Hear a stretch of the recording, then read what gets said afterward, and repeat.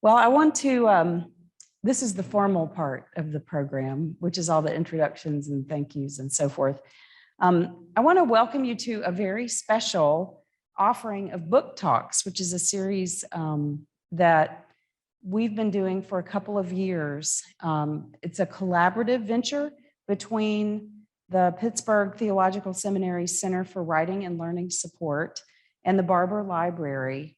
And we started doing this during COVID and doing webinars because we couldn't do our usual thing in the library or around campus and so forth. So today's book talk is the first one we've done in person in 2 years. And so we're delighted that you all are here in the chapel, and we have people online as well who are listening into us as part of our webinar. And so we're thrilled to have both audiences today and also to have Nancy Kilgore here with us to launch this sort of back in person part of the book talks. Today's book talk is also co-sponsored by the PTS Alumni Office and is part of our Alumni Days. So many of you in the audience are alumni and or are here for alumni related events, and we're glad that you're here from near and far. Those of you who are listening in via webinar may hear references to alumni type issues and know that it's part of that we're celebrating here today together. My name is Shan Overton, and I'm the director of the Center for Writing and Learning Support here at PTS, and I moderate most of these book talks because I've got the big mouth. So it's very good to have a chance to do this and to be here in person doing it for the first time in so long. We are recording this event, just so everybody's aware of that. It will be linked to our website, on our website, for those who'd like to revisit it or who could not be here this evening and would like to listen in to what is going to be, I think, a pretty interesting conversation about a great book. Tonight, as I said before, we welcome Nancy Hayes Kilgore, who's a PTS alumna and therefore very appropriate for this event this evening. She's an ordained minister, psychotherapist, and creative writer with a new book called Bitter Magic, which you're going to hear about a little bit more in just a minute from her and then in the conversation. It's a historical fiction about 17th century witch trials in Scotland. It was published in 2021 by Milford House, an imprint of Sunbury Press in Mechanicsburg, Pennsylvania. And for those who are online, if you look in your chat window, you will find links to Nancy's website as well as to bookshop.org, so you can purchase the book or find out about Nancy's other work. Those of you who are with us this evening will have a chance to get a book in person and have it signed if you are interested or moved to do so. Before I introduce Nancy further, I'd like to thank my colleagues in the Barber Library, Michelle Spomer, the director of the library, and Tisha Wu, user services librarian, who helped to make this and all other book talk events possible. Those of us who work closely with them know that they're big fans of what are called lib guides or library guides. So the lib guide for this event is on the library's website. Those who are online can look at it, click on it now if you prefer. Those of you who are not can go to the website for the library and find the book talk lib guide later, obviously not right now, or you could by your phone, but we hope you'll listen first. It's a great lib guide with lots of resources, so you can explore the issues that come up as a result of reading Nancy's book. So we encourage you to utilize those materials and hope that you'll see how the library engages with this whole process of doing the book talks. I'd also like to acknowledge my colleague, Carolyn Cranston, who's the Director of Alumni Relations here at PTS, and her whole office for making it possible for us to do this, because you've really done the logistics. So thank you, Carolyn, and made it possible for us to have a lovely evening tonight. And we appreciate this for now and hope we'll be able to do more of these in the future for future alumni days as well. Tonight, those of you who are here in person, we hope you'll join us downstairs afterwards for a reception. And Nancy will do a book signing and have some conversation together, which will be a fun way to end the evening and celebrate Nancy's work. Also, just before I move on, I'd like to thank a few other people, including Laura Strauss, who's back here hidden behind a pillar, who's an MDiv from 2009 and graciously volunteered to help us with the chat coming from the webinar folks when it gets to be Q&A time. Also, I'd like to thank our communications department, Robin Menard and Melissa Logan, who helped us get the word out for the event. Our IT department, including Bobby Jarsulik, who's in the back, keeping things running, whether you can see him or not, you might see him running around. He's awesome. We appreciate all that he does. And also, I'd like to thank Holly McKelvey, who's the administrative assistant for the Writing Center and who helps with registrations and logistics from my end, which wasn't very much this time because Carolyn did almost all the heavy lifting. But I always like to appreciate Holly's work. If you are online, I'd like to say again, and you find you'd like to ask Nancy a question, please put it in your chat and at the bottom of your screen. And Laura will be keeping an eye on that. And when it comes to Q&A time, we will have Laura voice that so that everyone can hear the question and Nancy can run with it as she would like. At about, also, those of you who are here, we have a microphone set up front. So you're welcome at the Q&A time to come up and ask a question, or we can bring the mic back to you if you'd rather stay seated. So please join us for the conversation as questions come up. And on a final note, for those who are online, you'll find a live transcription button at the bottom of your screen if you'd like to read along with us, for those who would prefer to do that.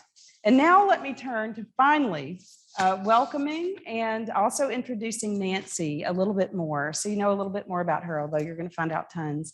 As I said earlier, Nancy graduated from PTS with her MDiv in 1983 and has served as a parish pastor in the Presbyterian and congregational worlds, and has practiced as a pastoral counselor, as a psychotherapist for over 20 years. In addition to all of this, she is a writer of fiction and creative nonfiction essays. Most recently, her work in creative writing, spirituality, meditation, and psychology has come together in a form of her leading classes and workshops, as well as coaching individual writers. And I believe tomorrow, is it tomorrow? Those of you who are attending Alumni Days will have an opportunity to take a workshop with Nancy, and I hope you will do so if you have the time. In addition to her MDiv from PTS, Nancy has a really incredible educational background, including a BA in comparative literature from Columbia University and a Doctor of Ministry in Religion, Culture, and Personality from Boston University, about which I want to ask her while we're here tonight because she wrote a novel for it, which is exciting. She has won writing fellowships at the Virginia Center for the Creative Arts, Vermont Studio Center, the Louisville Pastoral Institute, and Writers in Paradise, among other programs. She has won the Vermont Writers Prize for her short story, 1,000 Half Loves, which was published in 2016 in Vermont Magazine. She has also won a Forward Review's Book of the Year award and has a Pushcart Prize nomination, which is wonderful, no small feat. Her novel-length publications include, in addition to the one we're talking about tonight, Wild Mountain and Sea Level, and the one we're talking about tonight is Bitter Magic. So tonight we're going to begin with a PowerPoint presentation from Nancy about her book, Bitter Magic, to give you all some background. And I want to say welcome, Nancy. Thank you for traveling from Vermont and joining us here. It's a delight to have you, and the floor or microphone is all yours. Okay. Thank you, Shannon. Thank you for inviting me. It's great to be back here. It's been a long time since 1983, and I was really pleased to hear that you have this writing program now. I don't think we could have imagined that in 1983. So it's really great to have this kind of creativity here. So I guess I'll just go right into my slideshow and let's see. I have to find my, here it is. It's easier if I stand. So hopefully this will be pretty short, 15 minutes. And I have some slides that I compiled, some photos that I compiled from my research that I did about this book and from my research trip to Scotland. The book is set in 17th century Scotland, and this is a rendering by an artist of Isabel Gowdy. Isabel Gowdy was a confessed witch in 1662 Scotland. So the way I came upon this story was when some of you are probably Presbyterians and know about the signing of the National Covenant in Scotland, which began sort of the Scottish Reformation. And I was looking through my grandfather's book on family history, more of a genealogy, discovered all these ministers who were Covenanters. And I thought, well, what does that mean? You know, back in Scotland. And it turns out they were instrumental in starting the Scottish Reformation with the signing of the National Covenant. But then, of course, you know, this was Scotland in the 1600s.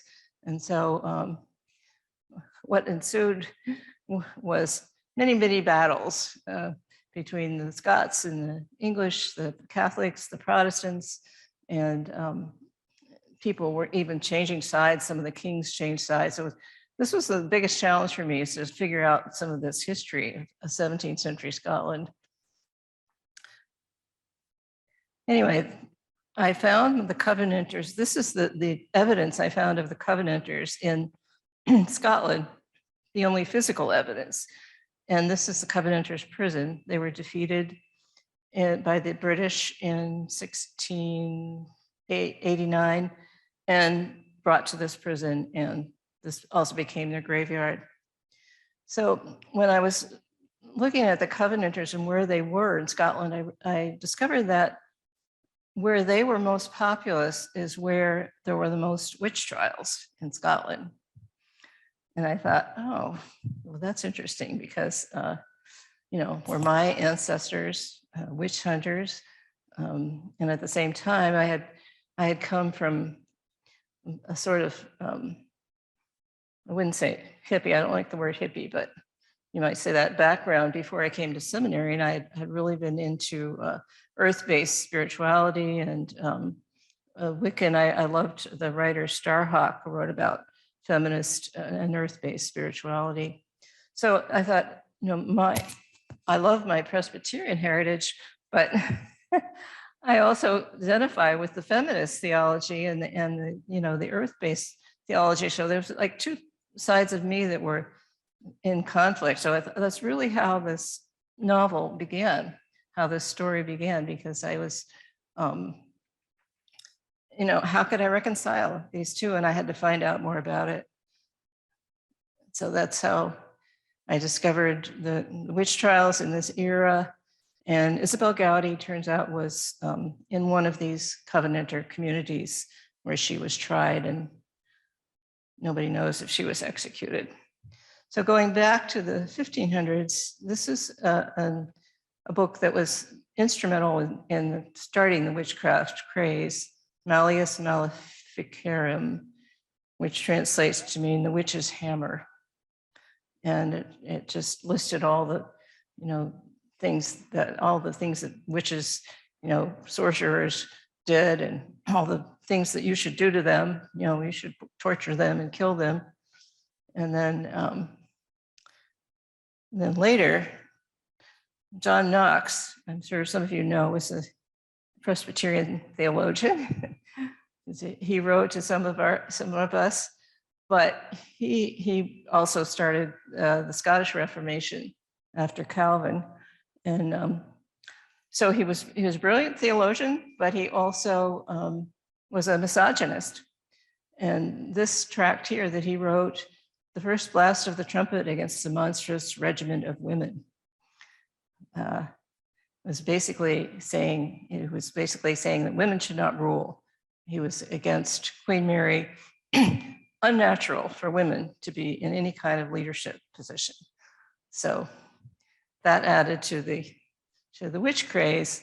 And then 50 years later, King James wrote this book with Demonology, which also listed all the terrible things that witches were doing, and proved that witches were demons in human form, and therefore it didn't matter. You could kill them because they weren't human. They were demons. Most of them were women, of course. So this is the area of Scotland where the novel takes place.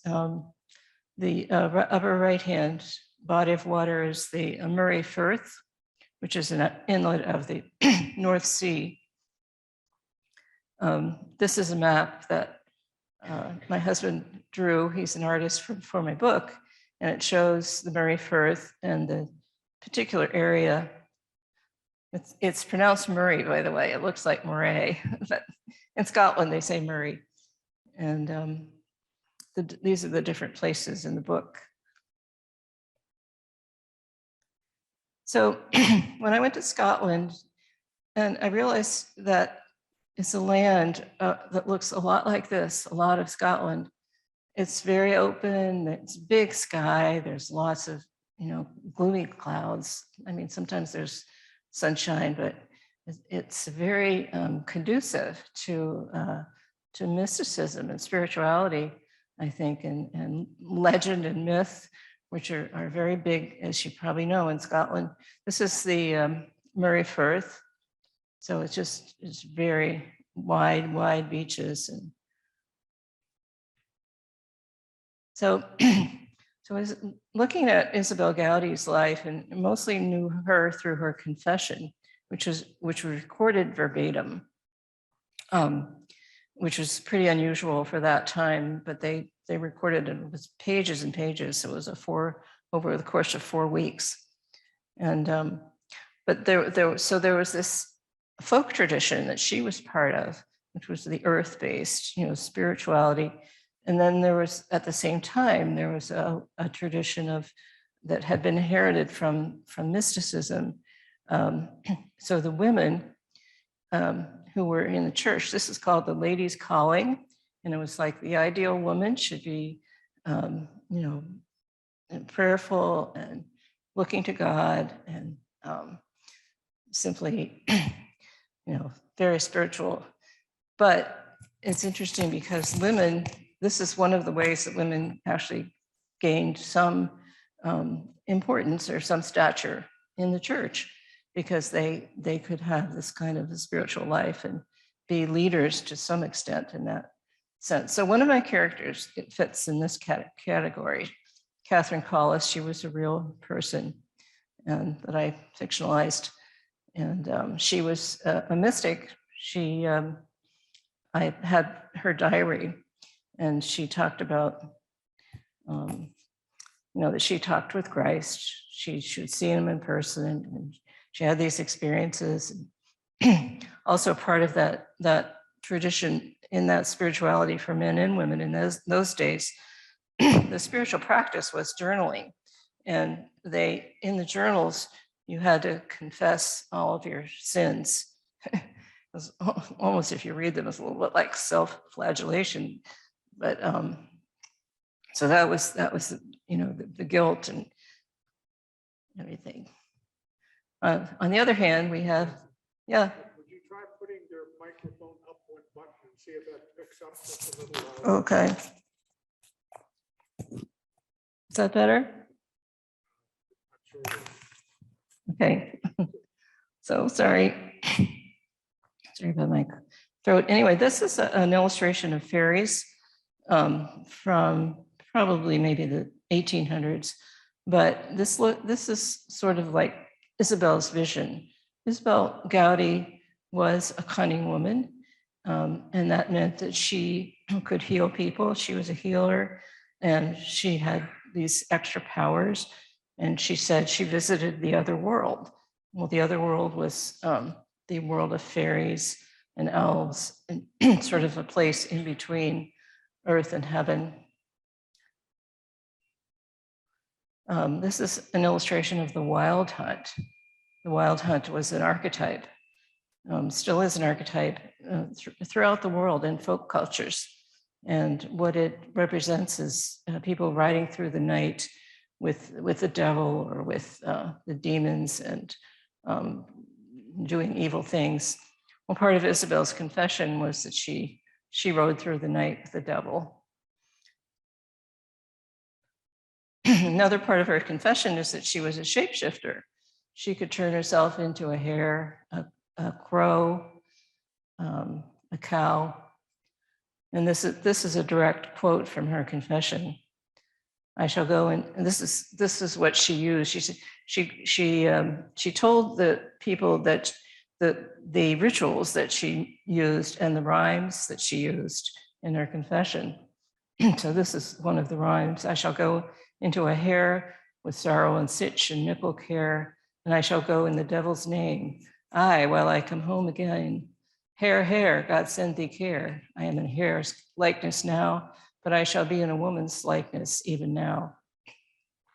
So there were certain rhymes that you had to say, you know, before you turned into these animals or before you did certain things in her magical system. This is Inchot Castle, as it probably looked in the 1600s. And this was the main setting for my main character, who was the daughter of the laird. And he was the laird of Park and Loch Loy, which was the whole area around this. And Isabel was called the Isabel of Loch Loy. That's the castle as it really looked in the 1800s. And then that's what it looks like now when I went to visit. This is another one of the castles that was in the book, Darnaway Castle. It was the seat of the Earl of Murray, who was like the biggest bigwig in that area. And this is as it is restored. And I went, and there's still an Earl there, the 21st Earl of Murray still lives there.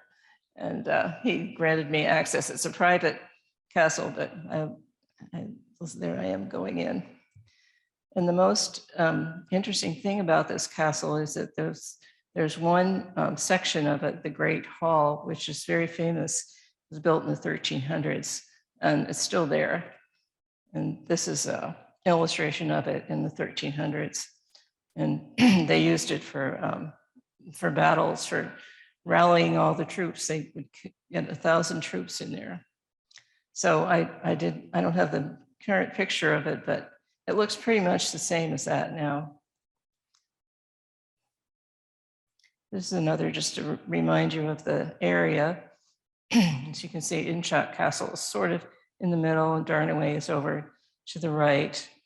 And Loch Loy is Loch Loy Wood and Loch Loy, which is a lake. Loch means lake. So this is Loch Loy House now. And I wrote to the man who lives there. He invited me to come over and stay in his guest house. So I thought, oh, that's great. So I did. So that was a little guest house. And I could walk around and see the farm town where Isabel lived is no longer there, but you know, the woods are there and the lake is there. This was the farm town as it probably looked like where she lived. Fairmtoon, Scottish. This is Loch Loy, which is now becoming more of a wetland. It's getting grown over, but that was the loch where she lived near. Now, this is me and my friend Morag as we set off to find the Downey Hill. Now, the Downey Hill was a very special place for Isabel. She claimed that that's where she went to see the Queen of Fairy, who would come right out of the hill, and also the elves and the elf bulls, so bulls would work for the elves. And but it was I really wanted to find it because this was her sacred place. This is where she had these, you might call them supernatural or spiritual experiences. But the only problem was that it wasn't, nobody around there knew where it was. It was on the Ordnance Survey map. And I kept driving around and asking people, and they didn't even know about it. Finally, someone said, oh, well,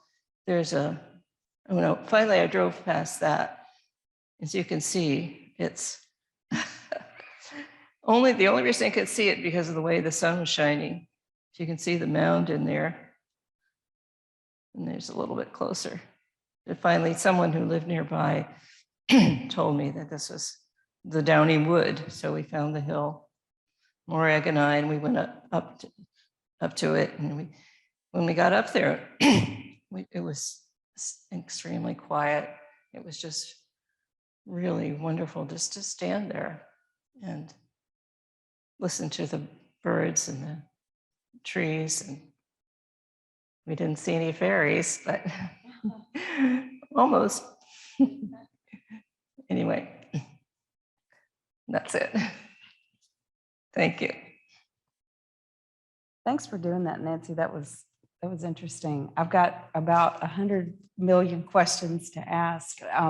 Let me ask a practical one first, which is just, you say you document some of this in the back of the book in terms of the history and stuff like that. And so basically, it seems to me that you caught a thread of history that you then started pulling on, and it pulled you all the way to Scotland. I mean, on some level. And I mean, how did you dare to do that? Like, and I don't mean that, what I mean is, how did you feel like that was the right way to go? And how did you just follow your nose? Did the plan lay itself out for you when you first learned about these historical events and that you had someone in your family who'd written about it? I mean, talk to us some about that process of just doing the research and getting kind of fired up about it.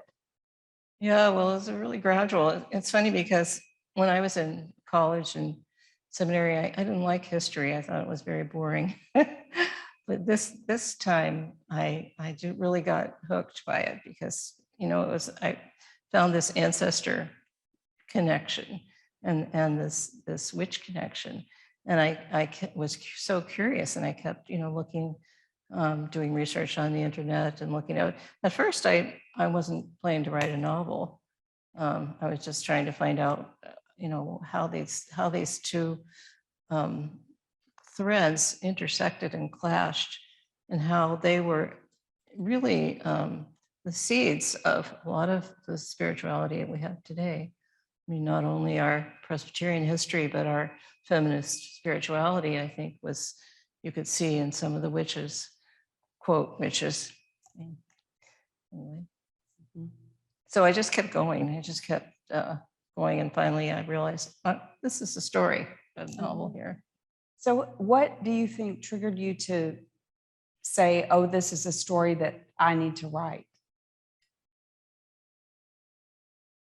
Well, I think because it did feel personal to me. Mm-hmm. It felt like these are two parts of my life, and maybe two parts of my DNA, and how are they,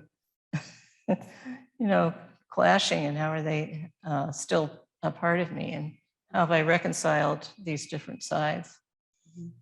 So it sounds like, just from your history, that you started out having some, as you said earlier, sort of a hippie sort of feminist spirituality, and investigating things from that point of view. And then you decided to go to seminary and came here.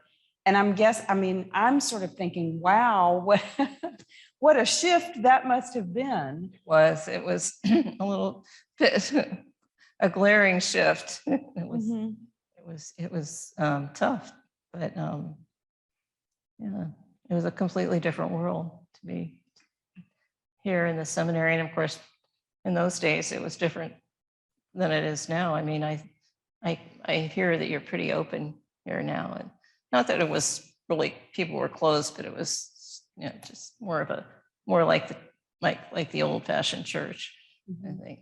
So it was really different. Yeah. What was it like to be a woman here in the early 80s when you were getting your MDiv? Were there lots of other women coming into study at that point?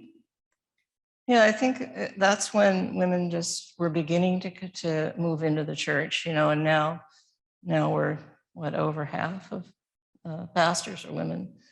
But yeah, it wasn't, and that was when the first, I don't know if you remember Carter Hayward, who was one of the Episcopal 7 or whatever it was, who broke that barrier in the Episcopal Church. So it's kind of exciting in that sense.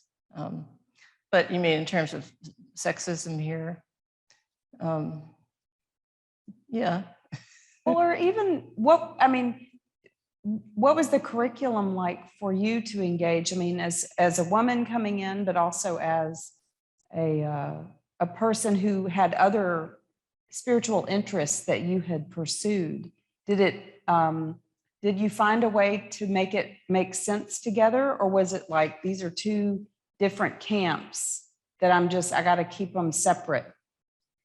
Well, the way I reconciled in this is through the mystics. I got into the the Christian mystics and identified that with some of the things that I had been into. I'd lived in a yoga ashram for a while, so when I was really in the ashram, I really had decided I was Christian, and so that's partly why I ended up here. But it was the first class I took was feminist theology. But with Marjorie Suhaki, I don't know if anybody here would remember her. I know who she is. Obviously I wasn't here, but Yeah. I do know who she is. Wow. That must have been. So then I had to go back and study the traditional, church history and all of that. Yeah, after opening that up with her. How interesting. Well, so, I was thinking sort of along these lines about a quote that's on your website that in which you say, in my fiction writing, I like to integrate the psychological and spiritual, not through exposition or talking about the issues, but through exploring how these dimensions play out in the way my characters live their lives. So again, this sort of integrative approach that you've taken in your own life is also one that you're sort of working out on the page. And I was wondering about that in writing this particular book, if you could talk about how you see it as integrative for certain characters, or how you see that operating in this particular novel. Yeah, well, the advantage of fiction is that you can make it up. But I did try to stick to the historical reality, and I kept wondering, how do these people live together in the same small community? There was these very strict, harsh Christians, and then there was these folk people who had gone on, had been the folk tradition, believed in magic, and didn't believe in the doctors. Of course, the trained doctors weren't that effective either. They were doing things like leeching, and that didn't particularly bleeding people. No. Right. Yeah.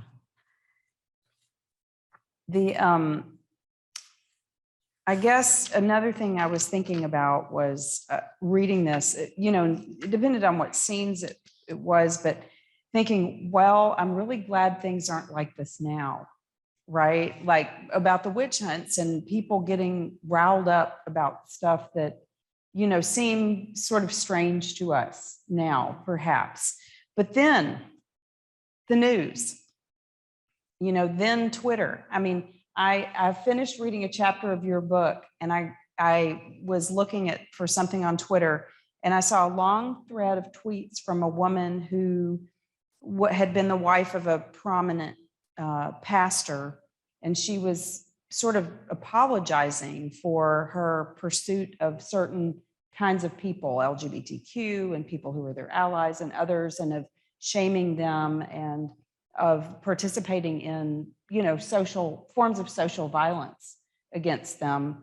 And that, she had just recognized this. And so the thing is that I thought, well, like, how far are we from this kind of mentality? I'm not sure we are. And I'm wondering about, as you explored that with the book, in writing the book, I mean, it almost could be ripped from the headlines in a certain way, just the types of attitudes that people have.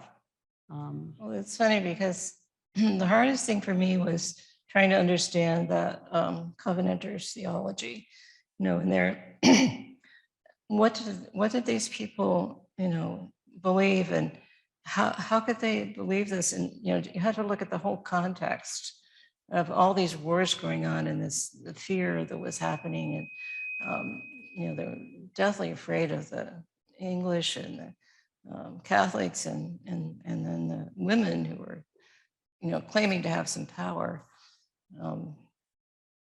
But what was your question? Well, I didn't frame it very well. I'm sorry. I guess the question was similarities between, in this sort of fear-based environment where people are just really clashing about things and not seeing the world the same way at all.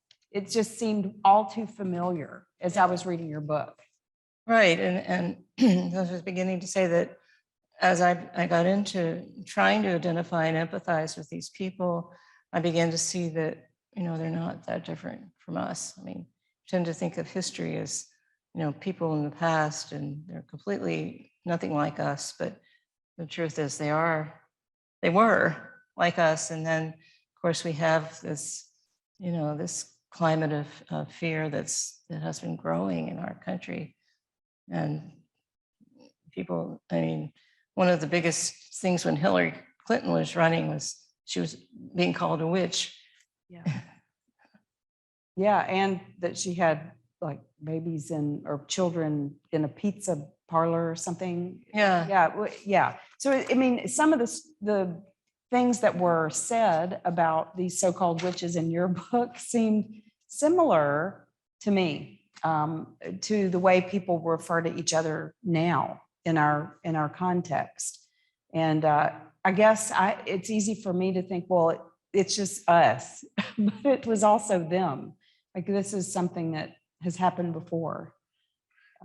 And I actually found that helpful to read your book because of that, thinking through it and being like, okay, well, then how did some of the people in the book deal with this in ways that were healthy? And because there were those characters, like Catherine, who was both a mystic, but also deeply theologically grounded. Can you talk about her character a little bit and how she teaches Margaret kind of an approach? Yeah. Catherine Collis was a real person. She was hired as a tutor to the two daughters of the Laird of Inchuk, of Park and Lochloy. Didn't know their names or anything about them, but one of them I called Margaret. She became the main character. And Catherine was kind of her mentor. But then when Margaret meets Isabel, this fascinating, woman who knows magic and everything, she becomes torn between the two. And Catherine, I ended up probably identifying most with Catherine, because Catherine, well, I don't want to tell the end of the story, but she's very instrumental in the end. Yeah, and there's a thoughtfulness to her that's able to sort of see the whole, as much of the big picture as anybody could get in a certain way. And that was an interesting perspective, because I have to say at the beginning of the book, I was like, whose side's Nancy going to be on? And in some way, I felt like that character helped navigate so that it didn't become, either or, it didn't become as extreme, which was a helpful, that's part of why I started thinking like this book is actually helpful in thinking about what we're doing now, how we're handling things now. Because you do have some characters. Margaret's mother also does that some in her way, has kind of a middle ground that she's trying to find between. It's very hard to find, to get beyond the stereotypes we have of witch hunters and that whole era, and see, try looking into real how people could be real in that environment. And Catherine was able to sort of step beyond, as you say, and yeah, she really was. Well, now I want to shift gears a little bit and give you a chance to read a little bit out of the book so all of you and those online can hear a bit of the story. While Nancy's doing that, I want to encourage you, both those of you here in the chapel and people that are online, to think of the questions you might ask. You've had a little taste of the conversation that might be possible coming out of Nancy's book, and we'd love to hear from you. So I'm going to turn my mic off and let Nancy read to us, tell us a little bit of the story, and then I'll turn my mic back on, and we will have some Q&A with all of you and our online folks as well. Okay, so I'm going to read the first couple pages of the book. And this is the section where Margaret meets Isabel. So we've got the two main characters in this beginning section. Malden, Scotland, 1660.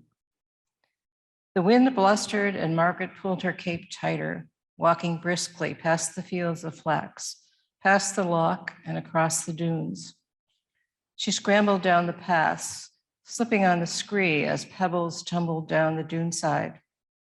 Landing on her feet, she walked toward the sea. Alone in this wide land, Margaret thought, except for the gulls that swooped and shrieked above. And in the distance, a figure, gray and brown against the sandbar. The woman's dress blew around her as she bent and raked. She was plucking cockles and placing them in a basket. Steady motions, bending and raking and plucking, in tune with the rhythm of the waves and the tide. Just a barefoot peasant like generations before her and those to come after. People harvesting from the sea and blending with its melodies. But there was something else about this woman, a dignity or self-possession, an unusual stillness, as if she were a world in and of itself. The sea churned and two dark humps rose and fell in the green water. Dolphins. The gray-brown woman faced the sea and raised her arms as if beckoning to them. Margaret hesitated, then walked across the sandbar as the woman straightened and looked back at her. The hood of her plaid flapped in the wind, hiding and then revealing light eyes in a pale face. Her look was both open and inscrutable. She stared at Margaret and nodded, almost as if she had been expecting her. Suddenly, Margaret stumbled, confused. Though she was just 17, the peasants usually bowed or curtsied when they saw her, but this woman did not. Perhaps she should have been insulted, but instead she was curious. Who was this? The woman lifted her arms, swinging them back and forth as if conducting an orchestra. The dolphins jumped and flipped in the air. Could they be following her commands? One had a scar on his cheek and the other a dark spot on the back. These were the two dolphins that were here so often, showing off and commanding attention like children. Margaret had always felt that they knew her. Did they know this woman too? Margaret clapped her hands, as she always did at their performance, so as not to let them down. Excellent, she shouted. The woman peered at her again. She was younger than Margaret had thought, perhaps closer to 30. And now she looked familiar, one of the farm town women. Her face was marked by the pox, and her fixed stare shifted as the corners of her mouth turned up. Light seemed to shimmer around her body. Titania and Oberon, cried Margaret. The woman furrowed her brows. What say ye, mistress? Those are the names I've given them, after the fairy queen and king. The dolphins jumped again and dived beneath the surface. The fairies, you say? Yes, said Margaret, in Mr. Shakespeare's play. It had been something she wasn't supposed to read, but when she'd found the volume containing A Midsummer Night's Dream in Aunt Grizel's library, she'd begged and begged until she was allowed to read it. When Margaret opened the book, she found herself stepping into another world, a world where fairies danced and frolicked. The dolphins came close, smiling and raising their soft snouts out of the water. They seemed to recognize Margaret too, and she called their names again. Oberon, Titania. Now there were 2 or 3 more, and they cavorted and jumped in the water. Mr. Shakespeare's been to Elfane, the woman said, but you need not travel to London to find it. It was as if she knew Margaret's thoughts and her longing to go to London, now that the ban on theater was lifted, to see a real play. Elfane, said Margaret. The fairy kingdom. The fairy kingdom. Mr. Harry preached about this belief in fairies, this superstition of the devil to keep the people ignorant and away from God. The woman turned again, flicked her wrist, and called out a rhyme.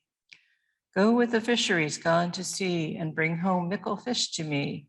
Bring the mickle fish to me. Go out with the fisheries gone to sea. In the name of the Trinity Three, the Father, the Son, and the Holy Ghost, in the name of St. Andrew and Trinity Three, bring the mickle fish to me. The dolphins dived and disappeared. Margaret gaped. Did they understand you? Aye, mistress, and they'll do my bidding. I'll have a good harvest when the boats come in. How did you learn to talk with the dolphins? Said Margaret. The woman looked around and lowered her voice. Nay, 'tis not to say. The woman launched into Gaelic now, though Margaret spoke it a little. This was too fast for her. There was one word she understood, shin, or fairies. Was this magic?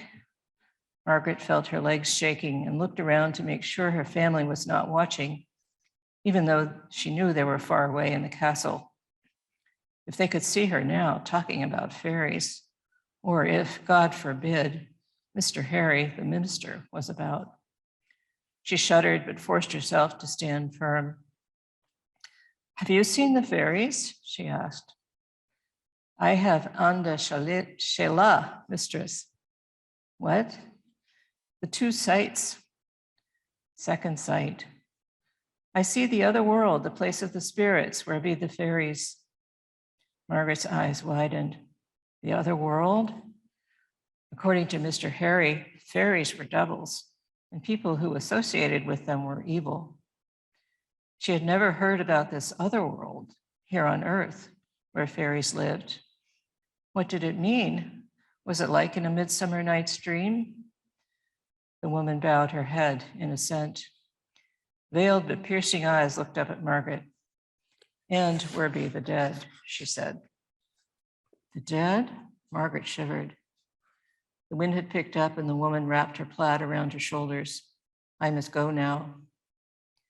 But Margaret wanted to ask how and when, but she was sore afraid and the words stuck in her throat. Without another word, the woman of second sight turned and started back along the strand. Margaret could only watch as she walked away, her body small and graceful beneath her garments.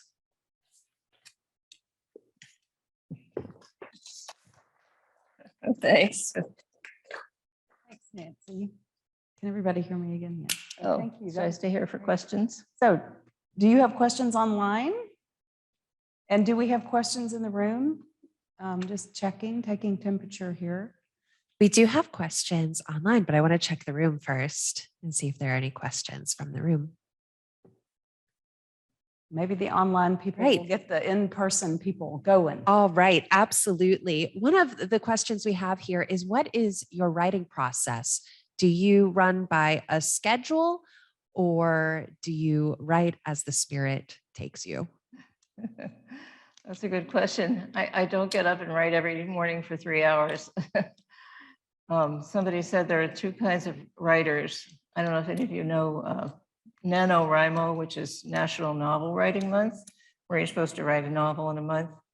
And somebody there pointed out, some of us are plotters and some of us are pantsers. And the plotters are people who, plot the whole book out ahead of time. And pantsers are seat of the pants, and that's me. I just, this book just developed, and I just kept writing.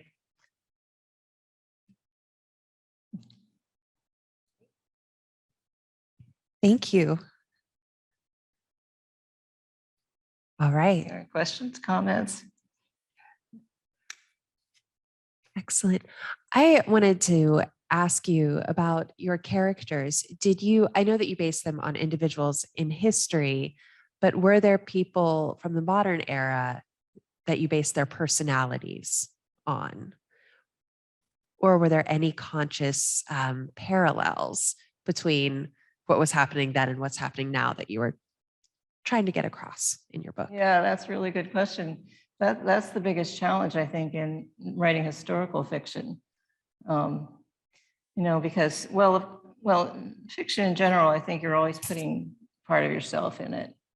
So, this is a struggle because I didn't want to make it sound too modern, but I didn't want to make it sound too, removed, so that a modern reader could identify with it. So yeah, that was a constant process of doing that.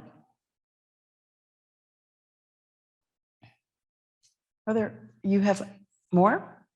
Well, I want to make sure that I give the group an opportunity here. Come on, you guys. Doesn't somebody have a curiosity yet? Maybe in a minute. Don't be shy. We're all friends. It's a safe space. We can ask questions. All right. We What's next on your Great. list? We can talk some more downstairs when you come down. Excellent. I'm seeing what is coming up here. All right. Yeah, I think we're good. It looks like we'll be talking more downstairs with questions. Yeah, thank you. Okay. Thank you. Thank you all for coming. Oh, wait, are we done? Oh, aren't we? Well, I could always ask Oh, yeah, another some question. questions. Okay. Or we can start to wrap it up. I guess I do have a curiosity, which is, you worked with a lot of different materials. I mean, diary, trial, verbatim, historical documents. How was it for you to both juggle all of those and then figure out how to weave them together, just as a writer? Because there's a lot in there that you quote directly from, but then other times you make you in passing sort of point to something like poems from the time, pious poetry and things like that. And it seems like you did a lot of reading and a lot of working with texts. Yeah. Yeah. And I wondered how hard that was. Easy was it? What was the process like for you with that? Well, I guess that's what slowed it down compared to other novels I've written, which were not historical. That this takes a lot longer because I start writing something and I say, oh, but what were they wearing? So I go look on Pinterest, for pictures, and and then I get, and I think, well, what was the wildlife in Scotland at that time? What was the nature? And so it's a constant process of looking things up. And as I said, the theology was the hardest part for me to really try to empathize with, and understand where they're coming from. Yeah, trying to wrestle with theology is tough, even when it's people in your era. And then And then on top of that, you've got all these years in between and their peculiar ways of that group. That was a unique sort of community of people. Well, it probably is time to wrap up. Oh, we have one question. Yes, Caitlin. Okay, excellent. I will bring over the microphone. It's taken me a little bit to find the words to form my question. But I'll give it a go here. You've talked about this process in writing this book and needing to and wanting to reconcile these two different parts of you, this one that has this feminist spirituality and the other that is your Christianity. And I'm just wondering, now that the book is done and you've gone on this journey, what's some of the reconciliation that has happened for you, if any? And if you could just speak to that a little bit. That's a big one. Yeah. Well, I feel like those two parts of me are reconciled. I mean, part of what, finding the mystics in seminary really helped me to identify with my feminist spirituality earlier.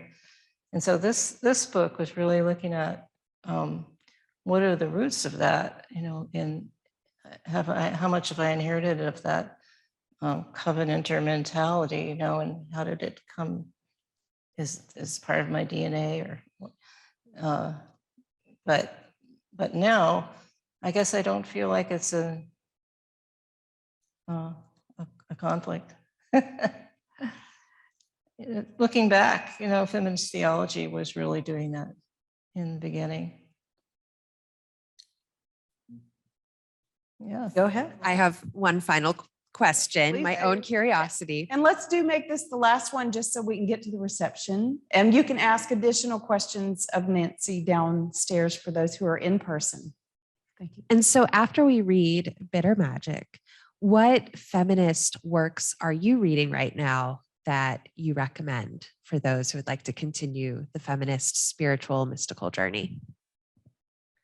Well, I read a lot of historical novels. I read probably 3 novels a week, not all historical, but so I'm not very focused on feminist or theology now. A lot of different writers I like. Okay. Thanks, Nancy. I want to say thanks for the book. I really enjoyed it a lot. you. I really did. And I hope everyone who does pick it up will enjoy it also. It was really provocative as a book and well-paced. It kept me going and kept me interested. So, and it has such a relevance. So I'm grateful for that. And also for you being here. And I want to say to those who are online to be sure to check the links to purchase Nancy's book or to learn more about her, and to go to our LibGuides page to learn more about not only her book, but related topics. The librarians have done a great job of curating that, and will continue to add more material as they find it. Again, I want to thank Carolyn Cranston for working with us to be here, and my colleagues in Barber Library, and Bobby, who's still behind the scenes holding down the fort back there. We will be back online next month, Friday, May the 13th at 4 p.m. for a webinar-based book talk that will be featuring 2 PTS staff members, Hunter Farrell and Bala Kilep of the World Mission Institute, who are going to be discussing their new book, Freeing Congregational Mission. So for those who might be interested in that topic, that'll be a fun one with Hunter and Bala. For those who are here with us in the chapel, thank you so much for coming. Please do join us downstairs and barrage Nancy with all the questions you haven't asked her right now. And we wish you a happy alumni days, and also to all of you here and those who are online, a happy Easter season to everyone. Thank you so much for being here. And Nancy, thank you again for joining us.